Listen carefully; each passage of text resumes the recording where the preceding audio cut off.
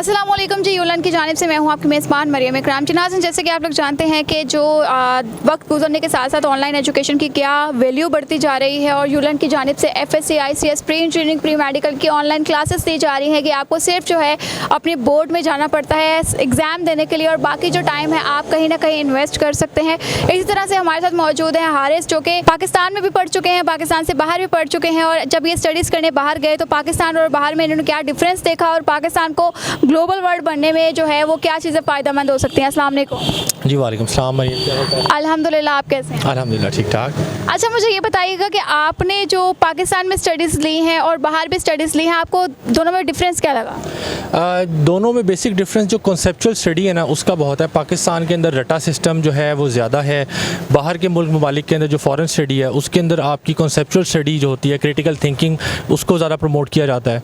तो ये एक बहुत बड़ा डिफरेंस है और मैं कहता हूँ कि इसको ख़त्म होना चाहिए एज़ सून एज़ पॉसिबल, ताकि हमारी आवाम जो है वो भी शऊर हासिल करे तालीम से, ना कि वो एक रटे रटाए एक टिपिकल तरीके के ऊपर जो अपने तालीम हासिल करते हैं, तो उससे इतना कोई फ़ायदा नहीं हो पाता सोसाइटी को। अच्छा हारिस, मोस्टली सुनना जाता है कि बाहर के ममालिक में ऑनलाइन सिस्टम बहुत ज़्यादा है, क्या ये फैक्ट है? जी बिल्कुल सही बात है। बाहर के ममालिक दोनों तरह से आपकी फ़िज़िकल स्टडी और ऑनलाइन स्टडी दोनों को इक्वली ट्रीट करते हैं, लेकिन पाकिस्तान में अनफॉर्चुनेटली हमारे साथ आप बदकिस्मती ही इसको कहिए कि यहाँ पे सिर्फ फ़िज़िकल क्लासेस को ही प्रमोट किया जाता है। ऑनलाइन क्लासेस की उस तरह से रिसोर्सेज अवेलेबल नहीं होते। रिसोर्सेज जहाँ पे अवेलेबल भी होते हैं वहाँ पे उसका थीम उस तरह से वो सेट नहीं कर पाते कि स्टूडेंट कंफर्टेबल हों। अभी रिसेंट पास्ट के अंदर जो कोविड का एक बहुत बड़ा हमने अलमिया का सामना किया है, उसके अंदर हमने यही नोटिस किया कि जो हमारे स्टूडेंट्स थे वो उनके यूनिवर्सिटीज़ के साथ क्लैशेस रहे, उन्होंने बहुत एहतजाज किया और आपके सामने मीडिया ने भी इसको बहुत कवरेज दी थी। और वो सारा उसका बेसिक उसकी बैक एंड के ऊपर रीज़निंग ही यही है कि जो उनका ऑनलाइन स्ट्रक्चर उनका एक तो तामीर नहीं था, कोविड की वजह से एडहॉक बेसिस के ऊपर उन्होंने उसको इस्टेब्लिश तो किया, लेकिन वो उस तरीके से इस्टेब्लिश कर नहीं पाए जिस तरीके से स्टूडेंट चाहता था। तो उसकी समझने के अंदर अंडरस्टैंडिंग में बहुत डिफरेंस आया और एग्ज़ाम्स को उन्होंने कहा कि फ़िज़िकल स्टडी के हम फिज़िकली उसको लेंगे, ऑनलाइन स्टडी नहीं उसकी होगी, ऑनलाइन एग्ज़ाम नहीं होंगे। और यही वो क्लैशेस थे जिनका हमें सामना करना पड़ा और हमने देखा हमारे किस तरह से स्टूडेंट्स के साथ सब कुछ हुआ।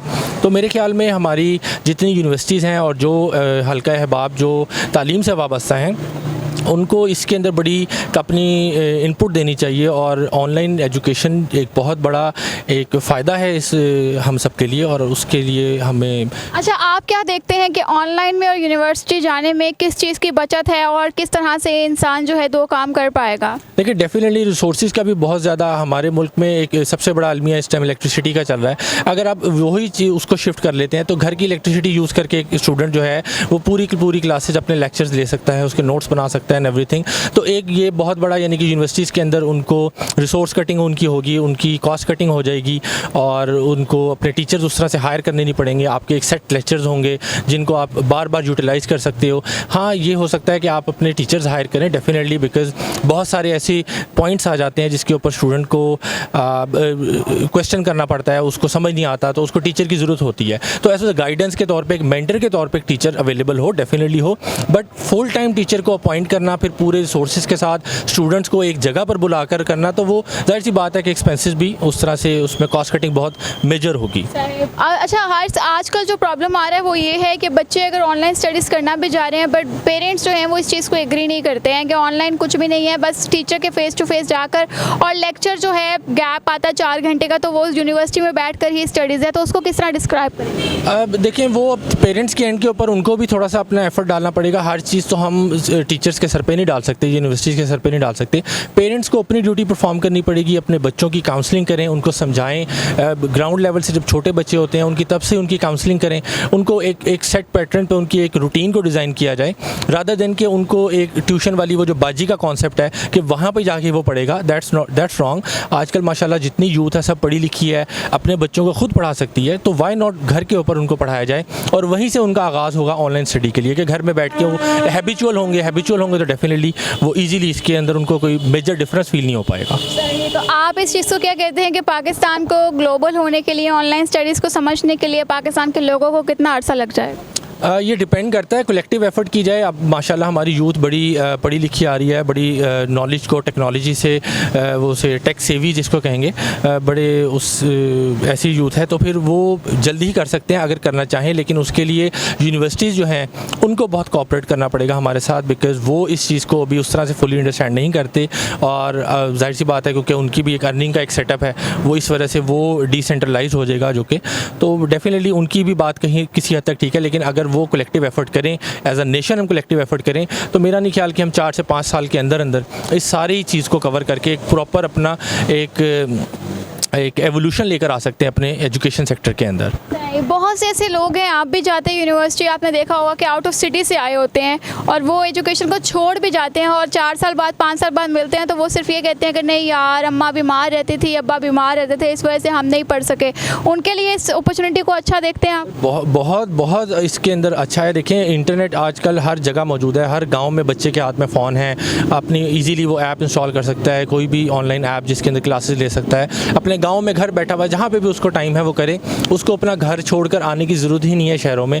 आप देखें, इस तरह हम लाहौर शहर में बैठे हैं, कितना कंजेस्टेड है, ईद त्यौहार के मौके पे खाली हो जाता है। क्यों? क्योंकि मेजॉरिटी अवाम बाहर से आउटसाइडर्स आए हुए हैं और उसकी वजह से इतना ओवर क्राउडेड हो गया है बड़े बड़े शहर हमारे पाकिस्तान के।